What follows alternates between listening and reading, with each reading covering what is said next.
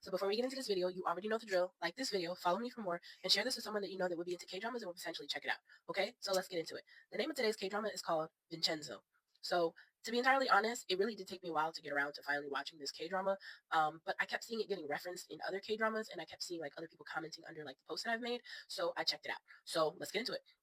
Vincenzo follows a lawyer who essentially was raised and works for the mafia, and the introduction scene that we get to seeing him is when he goes to this man's vineyard and he pretty much says to the man, hey, I'm gonna give you one chance pretty much to do right and do what you're supposed to do. And the guy essentially like disrespects him and says, get out of here, scram, like something along those lines, right?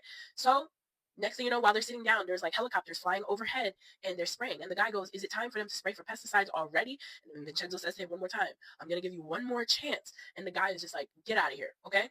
As he's leaving, he gets down. Oh, then the guy makes like a really racial comment about him. So once he gets to the bottom of the stairs to leave the guy's, land, he has a lighter in his hand, tosses it on the ground. And that's when we learn, oh no, that wasn't pesticides. That was gasoline. He lit that man's vineyard on fire. That's just the first scene. I'm really trying not to get too much into the other scenes. But the premise, or I guess the storyline for Vincenzo, essentially follows this lawyer who is in Italy and he moves back to South Korea to find something that's hidden in one of the buildings that he owns or was purchased under one of his customers. And now this building has gold. So none of the people that currently live or rent out space in that building are aware that gold is there. So now Vincenzo and the guy who's acting as a building owner are essentially trying to come up with a way to get these people to leave voluntarily. Now, while they're trying to do that, there is I would say, a strong businessman or chairman for a company called Babel Group, who is currently trying to also buy that plot of land because they're trying to house politicians, firefighters, anybody that's important, doctors, like, rich people. They're trying to provide them with something so that they can continue with the illegal activities that the company does. So that's a little bit of the backstory for him.